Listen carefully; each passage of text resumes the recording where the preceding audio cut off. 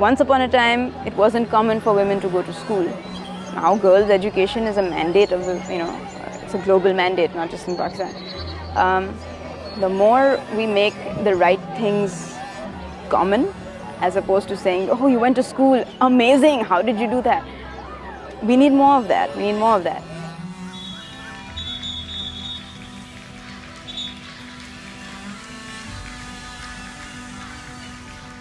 Football is, for me, it's more than a game. The things you learn on the pitch, the values, the community, the inclusiveness, the feeling of belonging, not just in a sport, not just on the pitch, but with people and the kind of work that we do. So it's almost all-encompassing. 33-year-old Mashal Hussain gets a kick out of leveling the playing field. She is passionate about football. So passionate, she not only plays, but at a relatively young age herself, she trains other young girls at a club she has co-founded. I was 19 years old when I started playing, and at that age, if you look at other countries, that's where you're beginning to peak. So I started quite late, as is the story of many girls in Pakistan. But I'm very grateful. Despite starting that late, I was lucky enough to have opportunities through the club and through our work that we did. We got to participate and play, not as much as we'd liked, but it's enough. And just recently, as last year, for the first time in my career, I was selected to be in the national camp. So it was a long time coming. I didn't think it would happen in my lifetime, but I guess I was lucky. Pakistan fares poorly in gender equality. It ranked 151 out of 153 countries, ahead of Iraq and Yemen, in the World Economic Forum's Gender Gap Report of 2019. Mashal wants to see more young girls playing football.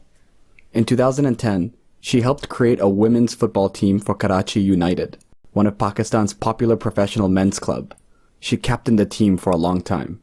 In January this year, she co-founded the Delta Football Club to train girls in Pakistan's most populous city, Karachi. Here, she is busy teaching football to girls as young as 6 years old. But in a conservative society like Pakistan, where women don't enjoy equal opportunities to study or work, let alone play in sports, Mashal faces many challenges. And to be honest, it's still missing in many clubs. Women in management positions of football, women in coaching positions. Some of the struggles were, of course, the perception of a female in that position. In Ghar pe bhi, of course, my family was pad ke aiyo, get a real job. Making that transition from ye shauk hai to this is your job. It took a few years, but to be honest, it's nice to see a few more women in the space. And I think some of the struggles obviously also come from inside the sport, where this is a man's game, at least in Pakistan and at least to date. There are still many girls, most girls I would say, that is the biggest barrier, convincing the family that this is what I want to do. So that's something I think we're going to try working on it as much as we can, but it can't just be women fighting that fight. The avenues to work in football for women also are very less. If you're a man, perhaps you can coach at one of the many academies, because there are so many for boys across the country, not just Karachi. For women, if you want to coach, first of all, you need to find somewhere that's willing to hire a female coach.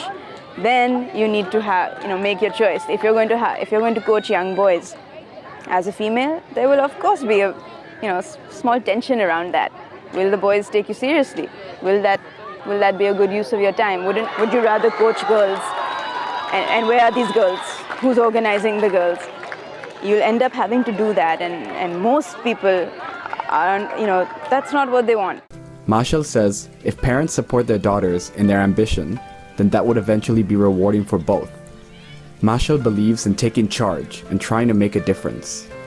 She recalls how she ended up creating a women-only group to watch football matches.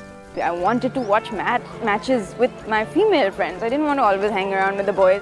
I wanted that, and so I think the turning point was that, look, if it doesn't exist, you have two choices. You can complain about it for years and years and years, or you can try and do something and change it. And so obviously we took the hard way. We tried to do something about it and change it. And it hasn't fully changed yet, of course, but it's changing. 4 years ago, when we saw women on motorbikes, everyone would turn around. Now you see a lot more women on motorbikes or scooters because, it was a government effort to give women bikes and modes of transport, at least in Pakistan. It's going to be a similar effort.